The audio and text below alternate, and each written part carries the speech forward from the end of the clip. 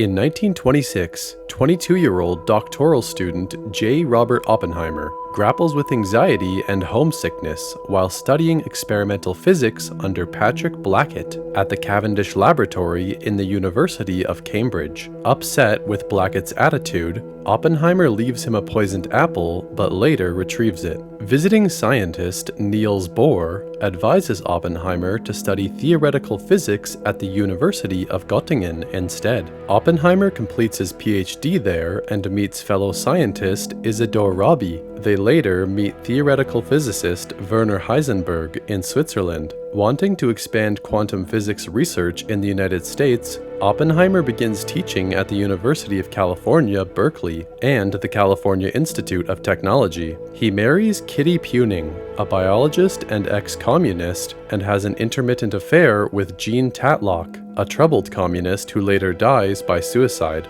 When nuclear fission is discovered in 1938, Oppenheimer realizes it could be weaponized. In 1942, during World War II, U.S. Army Colonel Leslie Groves, director of the Manhattan Project, recruits Oppenheimer as director of the Los Alamos Laboratory, where an atomic bomb is to be developed. Oppenheimer fears the German nuclear research program, led by Heisenberg, might yield a fission bomb for the Nazis. He assembles a team consisting of Rabi, Hans Bethe, and Edward Teller at the Los Alamos Laboratory, and also collaborates with scientists Enrico Fermi and David Hill at the University of Chicago. Teller's calculations reveal an atomic detonation could trigger a catastrophic chain reaction that ignites the atmosphere. After consulting with Albert Einstein, Oppenheimer concludes the chances are acceptably low. Teller attempts to leave the project after his proposal to construct a hydrogen bomb is rejected, but Oppenheimer convinces him to stay.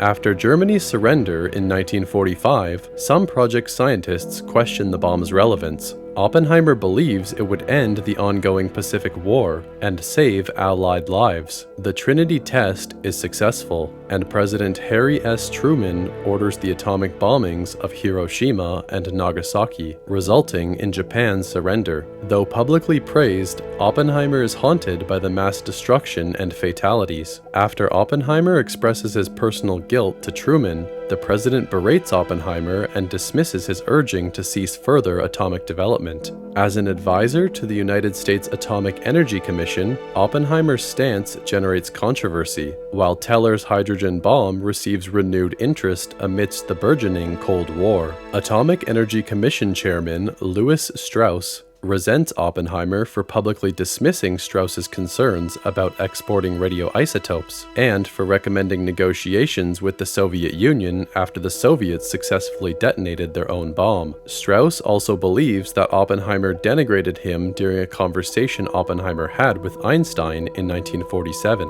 In 1954, wanting to eliminate Oppenheimer's political influence, Strauss secretly orchestrates a private security hearing before a personnel security board concerning Oppenheimer's Q clearance. However, it becomes clear that the hearing has a predetermined outcome. Oppenheimer's past communist ties are exploited, and Leslie Groves and other associates' testimonies are twisted against Oppenheimer. Edward Teller testifies that he lacks confidence in Oppenheimer and recommends revoking his security clearance. The board revokes Oppenheimer's clearance, damaging Oppenheimer's public image and limiting his influence on nuclear policy. In 1959, during Strauss's Senate confirmation hearing for Security of Commerce, David Hill testifies about Strauss's personal motives in engineering Oppenheimer's downfall, resulting in Strauss's nomination being voted down. In 1963, President Lyndon B. Johnson presents Oppenheimer with the Enrico Fermi Award